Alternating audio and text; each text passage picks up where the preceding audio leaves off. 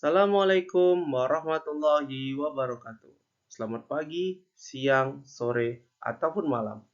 Kapanpun Anda melihat video ini. Hari ini, saya akan memberikan video pembelajaran tentang belajar dan potensi perbedaan individu.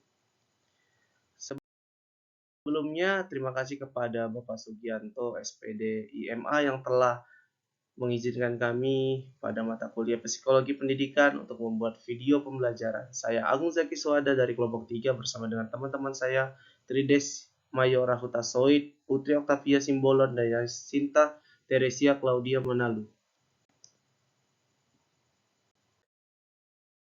Pengertian belajar dan potensi individu. Perbedaan individu dalam faktor-faktor seperti intelijen, multi kecerdasan, dan minat mempengaruhi cara belajar dan merespon lingkungan pembelajaran. Memahami perbedaan ini penting dalam merancang pendekatan pembelajaran yang inklusif dan efektif. Pertama, intelijen. Intelijen adalah kapasitas mental yang mencakup kemampuan untuk belajar, memahami ide, berpikir abstrak, menyelesaikan masalah, dan beradaptasi dengan lingkungan baru. Teori-teori seperti teori Charles Spearman dan teori hierarki oleh John Carroll menyoroti pentingnya faktor intelektual dalam belajar. Yang kedua, teori multi kecerdasan. Teori multi kecerdasan oleh Howard Gardner menunjukkan bahwa ada berbagai jenis kecerdasan yang melekat pada individu, termasuk kecerdasan verbal linguistik, logika matematika, visual spatial, kinestik, musikal, interpersonal, intrapersonal, dan naturalistik. Pengakuan dan pengembangan beragam jenis kecerdasan ini dalam proses belajar dapat meningkatkan pemahaman dan kinerja siswa. Yang ketiga, minat. Minat adalah dorongan psikologis yang mendorong seseorang untuk memperhatikan, belajar, dan berpartisipasi dalam aktivitas tertentu. Teori minat menyoroti pentingnya keterlibatan emosional dalam belajar dan mengakui bahwa minat yang kuat dapat meningkatkan motivasi dalam pencapaian siswa. D. Bakat dalam materi, belajar potensi dan perbedaan individu. Bakat merupakan potensi bawaan yang dimiliki seseorang dalam bidang tertentu. Potensi ini dapat berkembang menjadi suatu keahlian, kecakapan, dan keterampilan khusus jika diolah dan dilatih dengan baik.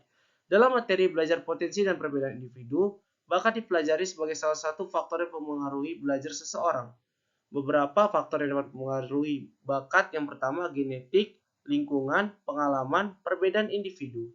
Perbedaan individu adalah variasi yang dimiliki setiap individu dalam berbagai aspek, seperti fisik, kognitif, sosial, emosional.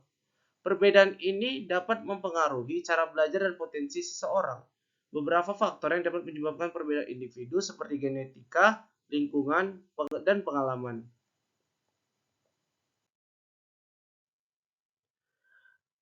Gaya belajar dan potensi individu. Gaya belajar adalah cara yang disukai seseorang dalam menerima dan memproses informasi. Memahami gaya belajar dapat membantu individu memaksimalkan potensi belajarnya. Ada beberapa gaya belajar yang umum, antara lain 1. Visual, 2. Auditori, 3. Kinestik. Potensi individu. Setiap individu memiliki potensi yang unik. Memahami gaya belajar dapat membantu individu mengoptimalkan potensi dalam berbagai bidang, seperti akademik, karir, kehidupan pribadi. Selanjutnya, keterampilan belajar. Keterampilan belajar sendiri merupakan bagian dari kemampuan siswa untuk mencapai kompetensi akademik. Keterampilan belajar sangat membantu dalam menyesuaikan tugas akademik sehingga mencapai keberhasilan akademik yang diinginkan. Getirgen dan Serber tahun 2002 menunjukkan bahwa keterampilan belajar sangat penting untuk kompetensi akademik. Keterampilan belajar yang efektif dikaitkan dengan hasil positif di berbagai bidang konten akademik untuk belajar yang berbeda. Komponen keterampilan belajar. Keterampilan belajar mencakup berbagai keterampilan dan proses konektif yang terkoordinasi guna memperkaitkan dan meningkatkan efektivitas dan efisiensi pembelajaran siswa.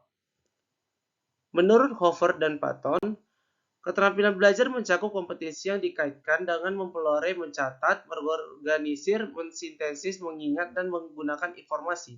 Kompetensi ini berkontribusi atau berkoordinasi pada keberhasilan di lingkungan non-akademik dan akademik. Selanjutnya ada perbedaan gender. Dilihat dari histori, istilah gender muncul terutama untuk membedakan antara jenis kelamin dan peran gender. Para psikolog feminis misalnya menggunakan kata gender untuk menggambarkan aspek psikologi dan sosial dari tindakan dan peran sosial. Sedangkan definisi umum dari gender sendiri yaitu sifat, peran, perilaku maupun karakteristik yang dikontribusikan secara sosial maupun kultural untuk membedakan laki-laki dan perempuan. Hal ini sebenarnya menjadi persoalan mengenai gender adalah ketika terjadi struktur dan ketidakadilan yang disebabkan oleh perbedaan peran gender yang berlaku di masyarakat tersebut.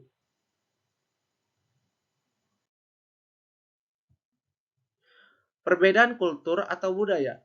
Keragaman pelajar mengacu pada perbedaan kelompok dan individu yang kita lihat, pakaian yang dikenakan, musik yang disukai, dan aktivitas yang dibagikan dengan teman, serta faktor lainnya seperti faktor keluarga adalah bagian dari budaya kita. Budaya atau kultur adalah pengetahuan, sikap, nilai, dan adat istiadat yang menjadi ciri kelompok sosial.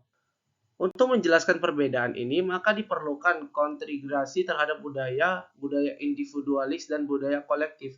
Beberapa budaya sangat menghargai individualitas, budaya lainnya menekankan pada kolektivitas. Lalu pandangan agama. Pandangan agama terhadap pelajar dan potensi perbedaan individu dalam materi psikologi pendidikan dapat bervariasi tergantung pada keyakinan dan nilai-nilai yang dianut oleh masing-masing agama. Secara umum, banyak agama mengajarkan pentingnya belajar sebagai bagian dari proses pertumbuhan spiritual dan intelektual. Namun cara pandang terhadap perbedaan individu dapat berbeda-beda.